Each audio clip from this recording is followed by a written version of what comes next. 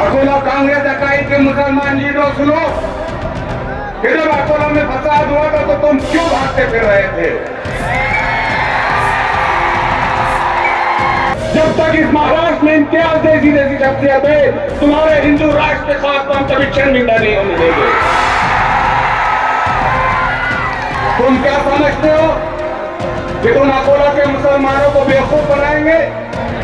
लेकिन ये समझ लो कि इस वक्त पूरे हिंदुस्तान के मुसलमानों का रखवाला अगर कोई है तो असदुद्दीन ओवैसी और वो तुम्हारी गली गली का पता जानता है। नहमदुहु व नसल्ली अला रसूलिहिल करीम, अम्मा बाद। मेरे नौजवान दोस्तों, कि जब अकोला शहर में मैं घूम रहा था तो मैंने देखा कि इन बीजेपी और कांग्रेस वालों ने अकोला को दो हिस्सों में तकसीम कर दिया है।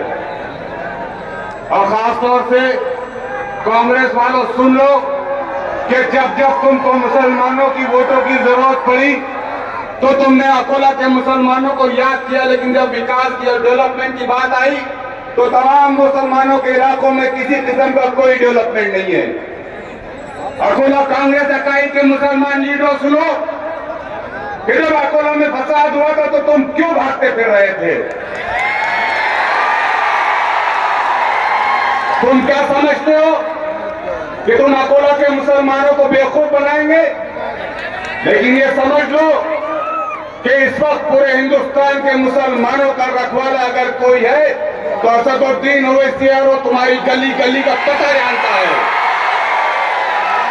हमें पता है कि किस तरीके से तुम्हें इलेक्शन के वक्त ये लोग बहकाते और फुसलाते हैं और तुम्हें डराते हैं कि अगर मस्जिद इत्तेहादुल मुस्लिमीन का साथ दोगे तो बीजेपी आ जाएगी। 10 साल से इस मुल्क में बीजेपी की सरकार है, लेकिन उस सरकार की आंख में आंख डालकर अगर कोई बात करने के काबिल है तो असदुद्दीन ओवैसी साहब और इम्तियाज जलील है। तो ये ना समझना बीजेपी और कांग्रेस वालों कि मुल्क का मुसलमान दूसरे दर्जे का शहरी है।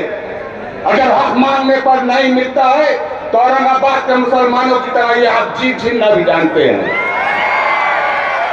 हमारे जज्बात से मत खेलो, हमारी मासूमियत को हमारी कमजोरी मत समझो।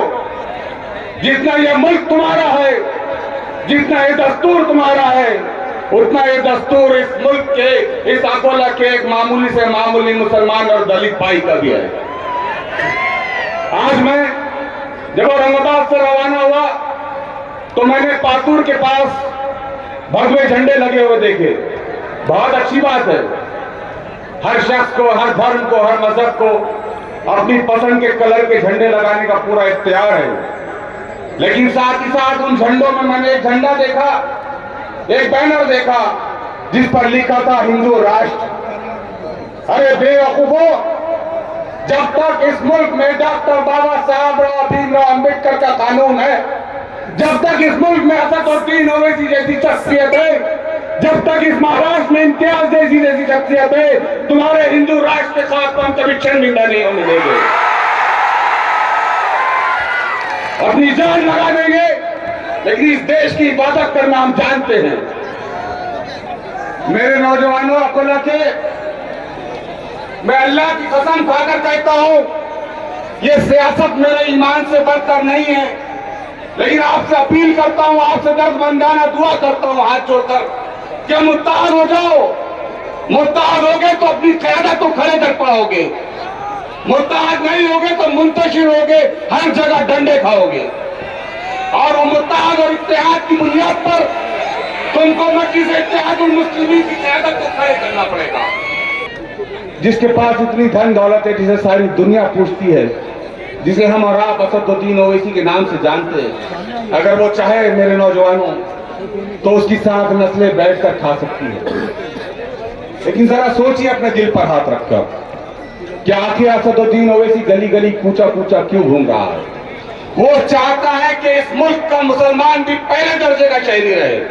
वो चाहता है कि जैसे दूसरी कौमों के बच्चे तालीम हासिल कर रहे हैं, मेरी कौम के नौजवान भी वैसे तालीम हासिल करें। घबराइए मत, हौसला रखिए, इसलिए कि हौसला रखेंगे तो अपनी क़यादत को खड़े कर पाएंगे। जद्दोजहद कीजिए, मेहनत कीजिए, इलेक्शन के दिनों में इत्तेहाद के साथ वोट करिए। इलेक्शन से पहले हमारे दरमियान भी लोग आए थे, नोटों से खरीदने की कोशिशें की गई थी, फसाद करके कुछ नौजवानों को गिरफ्तार करके जेलों में डालकर डराने की कोशिश की गई थी।